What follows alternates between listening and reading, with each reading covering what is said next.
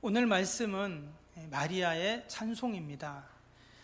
특히 이 마리아의 찬송은요, 중세부터 지금까지 이 마리아의 찬송 시를 근거로 많은 성가곡들이 그렇게 만들어졌습니다. 성경에 많은 찬송 시가 있지만 이 마리아의 찬송 시만큼 깊은 감동과 영적인 깊이가 있는 찬송 시도 흔하지 않죠. 그래서 교회는 지난 2000년 동안 이 성탄절이 되면 늘 이 마리아의 찬송을 읽고 찬양을 했습니다.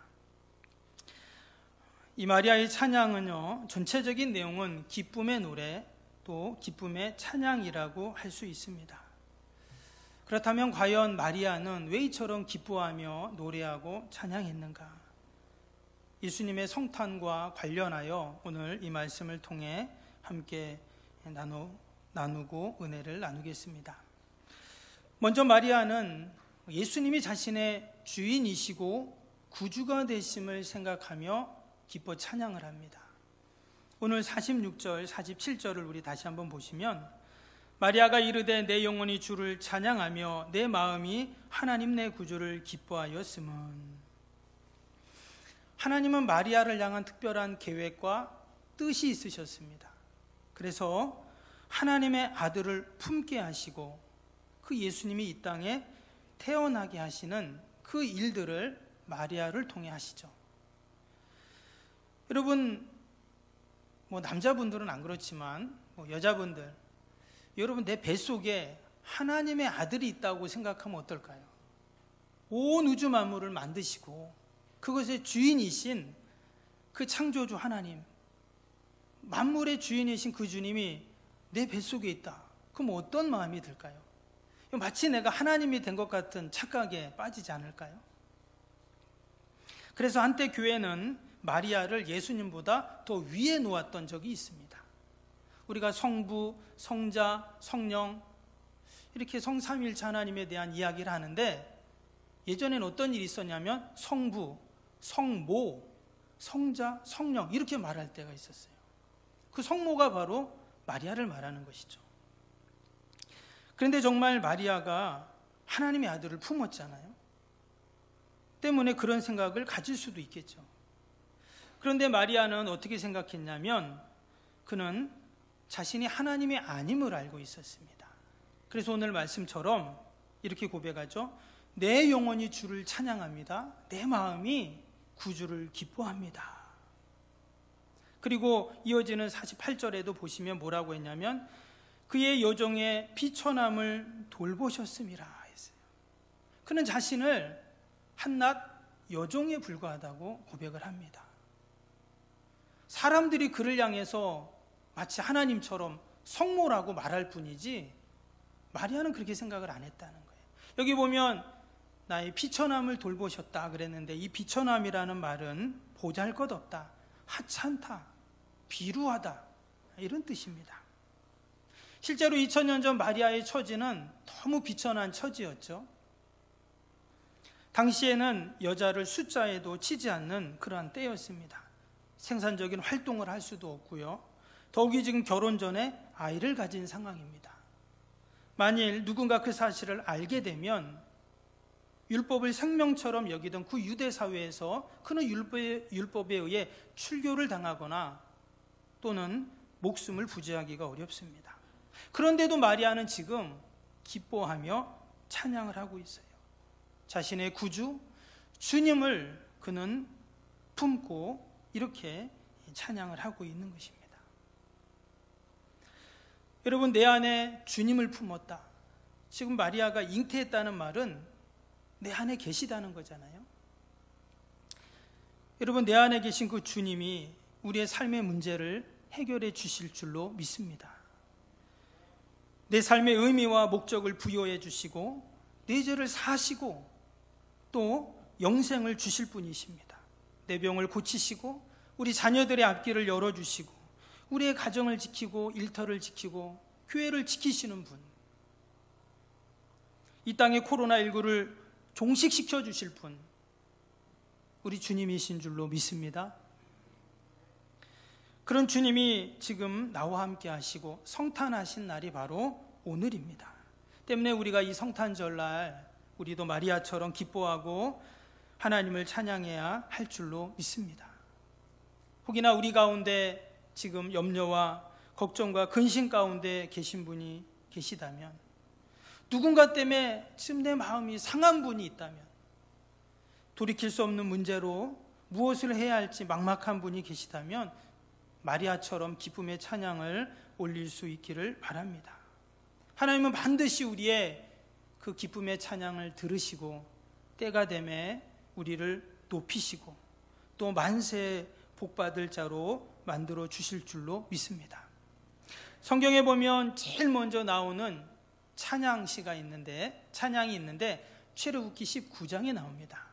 그 전장에 보면 이스라엘 백성들이 애굽에서 나와가지고 그들이 이제 광야로 나아가는데 홍해가 그들을 가로막게 되죠. 뒤에는 애굽의 군대가 쫓아오고 앞에는 시퍼런 홍해 바다가 그들의 앞을 가로막고 정말 사면초가의 상황이었습니다. 근데 그때 모세가 그 바다를 향해서 손을 들고 기도하죠. 그때 하나님께서 큰 동풍을 부르셔서 그 바닷물을 가르십니다.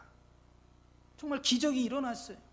그래서 그 바다 한가운데 길로 그들이 홍해를 건너는 그 모습을 보던 애굽의 군대가 자신들도 그 바다에 뛰어들었다가 다시금 물이 다 넘쳐가지고 그들이 다 수몰되는 그런 일들이 있었죠.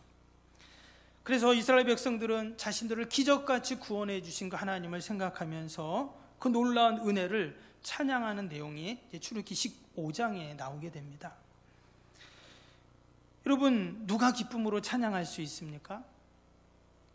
오직 구원 받은 자만이 기쁨의 노래를 부를 수 있습니다. 때문에 내가 하나님을 내 인생의 구주로 모시고 찬양한다는 것은 내가 구원받았다는 증거이죠. 때문에 우리 성도들의 입술에는 날마다 나를 구원하신 하나님을 찬양하는 여러분 노래가 있어야 할 줄로 믿습니다. 지금 마리아는 세상적인 기준과 잣대로 보면 결코 기뻐하고 노래할 처지가 아닙니다. 처녀가 아이를 잉태했습니다. 사람들로부터 조롱과 모욕과 손가락질을 당할 처지입니다. 근데 마리아는 그게 문제가 아니라 내 안에 하나님의 아들이 오셨다는 거예요. 그래서 성탄의 사건은 하나님이 내 안에 오신 사건입니다. 우리의 가정에 오시고 우리의 일터에 오시고 우리의 모든 소망과 계획에 예수님이 오신 사건이 바로 성탄의 사건이시죠. 근데 왜 오셨을까? 왜 성탄을 하셨는가 하는 거예요. 오늘 그 이유가 48절, 49절에 나옵니다. 48절, 49절 보시면 그의 여종의 비천함을 돌보셨음이라 보라 이제후로는 만세 나를 복이 있다 일컬으리로다. 능하신 이가 큰 일을 내게 행하셨으니 그 이름이 거룩하시며. 우리가 성탄을 찬양해야 하는 이유는요, 하나님의 은혜 때문입니다. 그 은혜가 어떤 은혜예요? 오늘 말씀을 보니까 첫 번째는 나의 비천함을 돌보셨다는 거예요. 그리고 또 한 가지는 49절에 나온 것처럼 능하신 이가 큰 일을 내게 행하셨다는 것입니다. 지금 마리아는요, 어떤 공로가 있어서 아기 예수님을 잉태하고 낳은 것이 아니었습니다. 출신, 성분, 배경, 그것이 좋아서 예수님의 어머니가 된 것이 아니다는 거예요. 그가 고백한 것처럼 그는 비천한 여종일 뿐입니다. 아무것도 특별한 내세울 것이 없어요. 그럼에도 불구하고 하나님은 온 인류를 구원하기 위해 이 땅에 성탄하게 하신 메시아의 어머니로 마리아를 세워주셨습니다. 이것이 바로 은혜이죠. 때문에 지금 마리아는 하나님의 은혜에 감격하고 찬양하고 있는 것입니다. 에베소 2장 8절 말씀에 보면 너희는 그 은혜에 의하여 믿음으로 말미암아 구원을 받았으니 이것은 너희에게서 난 것이 아니요 하나님의 선물이라. 하나님의 선물로 은혜로 주셨어요. 여러분, 우리가 누군가에게 선물을 받으면 어떻습니까? 그것이 크든 작든 기분이 좋죠. 지난주에 제가 선물을 하나 가져왔는데요. 제가 오늘도 선물을 하나 가져왔습니다. 제가 보니까 물건보다 현찰을 좋아하시더라고요. 그래서 현찰하고 똑같은 이제 농협 상품권인데 오늘도 제가 예배 잘 드린 분 한 분에게 이 선물을 드리겠습니다. 여러분, 선물을 받는 분은 기분이 어떨까요? 기분이 좋죠. 아이, 목사님 뭐 이런 거를 기분 나쁘게 주셔, 이런 분은 안 드립니다. 당연히 기분이 좋잖아요. 이것이 바로 은혜라는 것이죠. 지금 마리아는 하나님께 그런 선물을 받은 것입니다. 여러분, 하나님께서 저와 여러분들에게도 다 선물을 주셨어요. 하나님의 아들 예수님을 이 땅에 성탄하게 하신 일, 그것이 바로 하나님이 저와 여러분들에게 주신 선물인 줄로 믿습니다. 읽진 않았지만 위에 28절에 보면 천사 가브리엘이 마리아에게 와갖고 수태고지에 대한 이야기를 하죠. 그때 마리아에게 그 천사가 뭐라고 했냐면 은혜를 받은 자여 이랬어요. 평안할지어다, 하나님이 너와 함께 계시도다, 이렇게 말을 합니다. 마리아는 이 이야기를 듣고 뭐라고 생각하냐면 나는 은혜를 받은 자구나, 이렇게 그는 믿게 됩니다. 우리도 같이 한번 해볼까요? 여러분, 따라해 보세요. 나는 은혜 받은 자다. 옆에 있는 분에게도 해보세요. 성도님은 은혜 받은 자입니다. 우리는 다 은혜를 받았습니다. 여러분, 은혜 받은 자의 고백이 어떠해야 할까요? 오늘 48절 후반절에 뭐라고 했냐면 보라, 이제 후로는 만세에 나를 복이 있다 일컬으리로다. 참, 이 마리아의 찬양의 고백을 보면 그의 믿음의 수준을 알 수 있어요. 그 영적인 깊이를 알 수 있습니다. 하나님이 그에게 은혜 받은 자여 이렇게 말씀하시니까 그래, 나는 만세토록 복이 있는 자야, 이렇게 생각하고 노래하고 기도하고 찬양을 하고 있어요.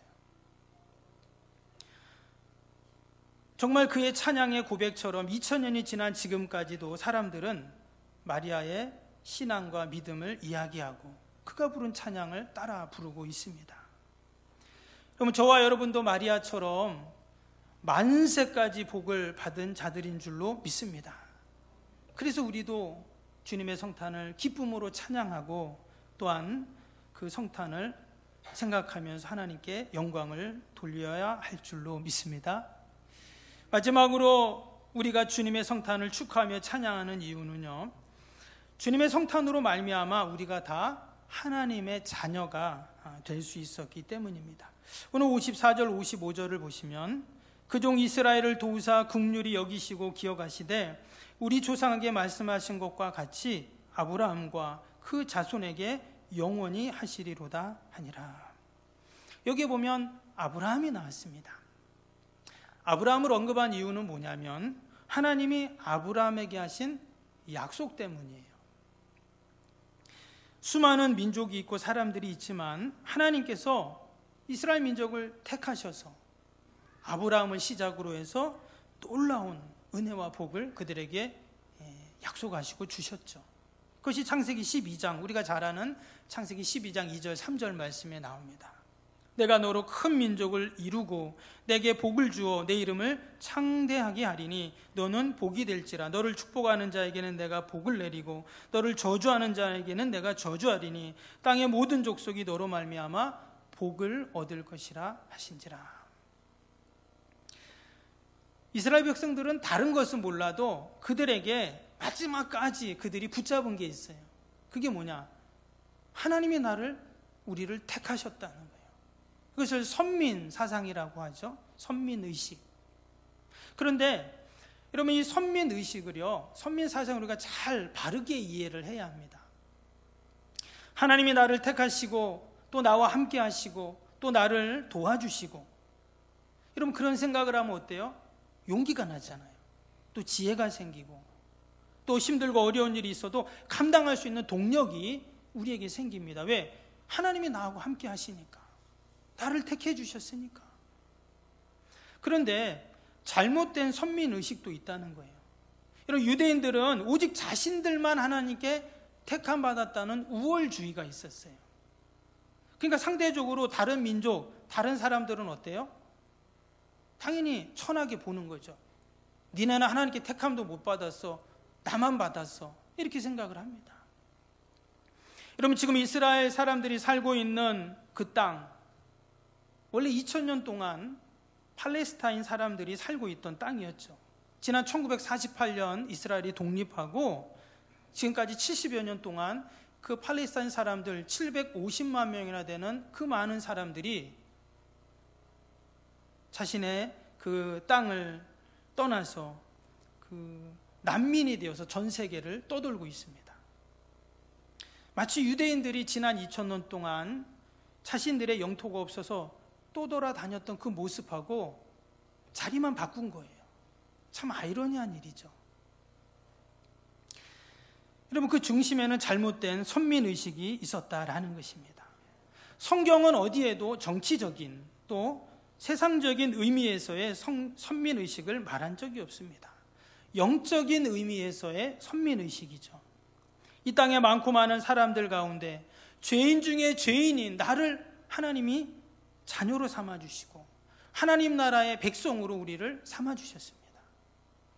여러분, 그것이 가장 큰 축복 중에 축복인 줄로 믿습니다. 우리가 늘 그러한 믿음으로 우리가 사는 것이죠. 요한복음 1장 12절에 보면 영접하는 자 곧 그 이름을 믿는 자들에게는 하나님의 자녀가 되는 권세를 주셨으니 했습니다. 우리가 예수님을 믿고 하나님의 자녀가 될 때 우리에게 뭘 줬어요? 권세를 주셨다는 거예요. 이 권세는 어떤 권세입니까? 시시한 권세가 아니죠. 하늘과 땅의 모든 권세를 합친 그 권세의 수십 배, 아니 수백, 수천, 수만 배가 되는 어마어마한 권세를 가지신 그 하나님이 우리를 하나님의 자녀로 삼아주시고 그 권세를 주셨다는 것입니다. 때문에 우리가 성탄을 기뻐하고 찬양해야 할 이유가 여기에 있어요. 우리를 하나님의 자녀로 삼아주시고 또 우리에게 그 권세를 주신 그 하나님, 그 예수님이 이 땅에 오신 날이 성탄절이기 때문에 우리는 당연히 기뻐하고 여러분 찬양해야 할 줄로 믿습니다. 온 마음을 다해 하나님을 찬양했던 마리아보다 우리는 더 크게 하나님을 찬양해야 합니다. 왜냐? 우리는 혈통적으로 유대인도 아니에요. 아브라함 자손도 아닙니다. 마리아처럼 예수님을 잉태하고 낳지도 않았어요. 그럼에도 불구하고 우리가 하나님의 자녀가 되었습니다. 그리고 우리에게 이 큰 권세를 주셔서 날마다 하나님의 은혜 가운데 살아가고 있는 줄로 믿습니다. 여러분, 지난 우리 2020년 지나온 날들을 한번 우리가 돌아봅니다. 내가 하나님의 자녀이기에 하나님께서 돌보신 흔적들이 너무나 많죠. 나는 그냥 사는 것 같지만 우리의 가정과 일터와 교회 가운데, 아니 내 삶의 모든 전 영역 가운데 하나님의 돌보심의 흔적은 너무도 많습니다. 내가 잊고 살고 찾아보지 않았을 뿐이지 그 흔적은 너무나 많아요. 그래서 우리는 소리 높여 기쁨의 찬양을 올려드려야 하는 것입니다. 여러분, 내가 누구의 자녀인가가 얼마나 중요합니까? 만약에 우리의 부모가 도둑이라면 죄송하지만 나는 도둑놈의 자녀가 되는 거예요. 만약에 우리 부모가 사기꾼이라면 나는 사기꾼의 자녀가 되는 것입니다. 근데 만일 우리의 부모님이 포항시장이다, 그럼 나는 시장의 아들이죠. 우리 아버지가 대통령이다, 대통령의 아들인 것입니다. 온 우주 만물을 만드시고 역사의 주인이시고 만왕의 왕이 되시고 만주의 주가 되신 그 여호와 하나님, 우리를 당신의 자녀로 삼아주셨어요. 우리는 하나님의 자녀입니다. 할렐루야. 그것을 선포하고 그것을 확신하고 또 그것을 증거하는 날이 바로 성탄절이기 때문에 성탄절은 너무나 귀한 날이고 우리가 기쁨의 노래를 불러야 하는 날입니다. 우리가 코로나19로 지금 다들 염려와 걱정이 있습니다. 또 다 힘들고 어렵다고들 이야기합니다. 그러나 우리의 입술에는 탄식의 소리가 아닌 기쁨의 찬양이 흘러나와야 합니다. 원망의 소리가 아닌 은혜의 감사가 넘치고 절망의 한숨이 아닌 내일에 대한 소망으로 믿음의 발걸음을 내디뎌야 할 줄로 믿습니다. 우리는 하나님의 자녀입니다. 하나님이 우리를 늘 마치 우리가 우리의 자녀를 돌보는 것처럼, 자녀 때문에 늘 우리가 수고하는 것처럼, 자녀 때문에 눈물을 흘리고, 자녀 때문에 땀을 흘리고, 자녀 때문에 힘들어도 참고 또 참는 것처럼 하나님은 우리를 그렇게 돌보고 계세요. 말세까지 하나님의 은혜와 축복이 우리에게 있습니다. 우리가 늘 기쁨으로 하나님을 찬양하는 이 성탄 복된 날이 되시기를 주님의 이름으로 축복합니다.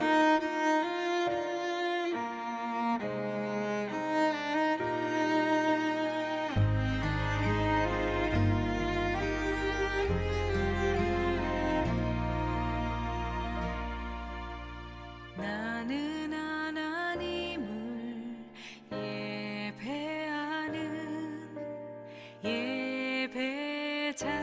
예배자입니다.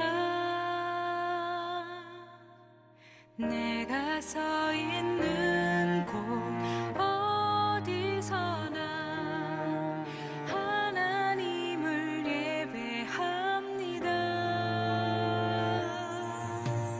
나는 하나님을 예배하는 예배자입니다. 내가 서 있는 곳 어디서나 하나님을 예배합니다. 내 영혼 거룩한 은혜를 향하여 내 마음 완전한 하나님 향하여 이곳에서 바로 이 시간 하나님을 예배합니다.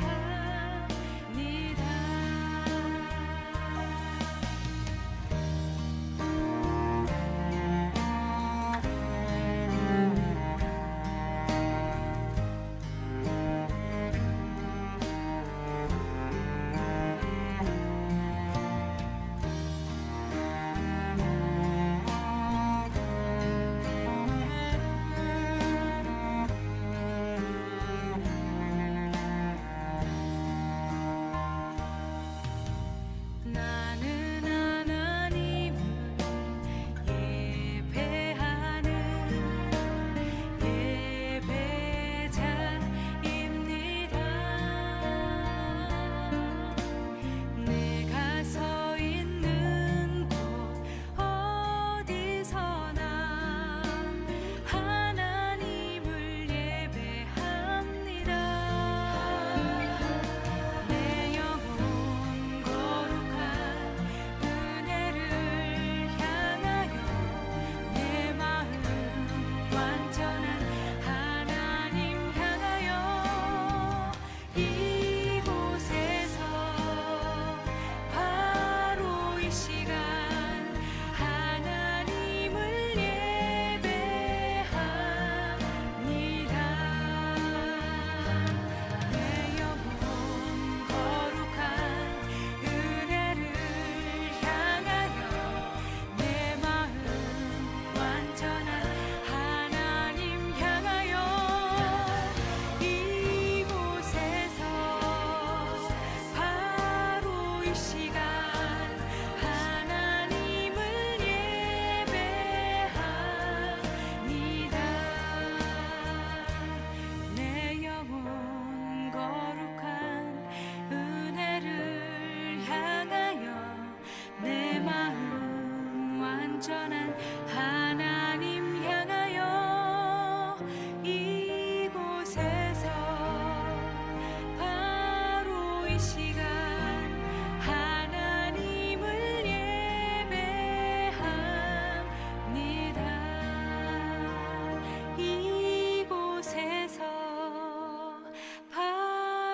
이 시간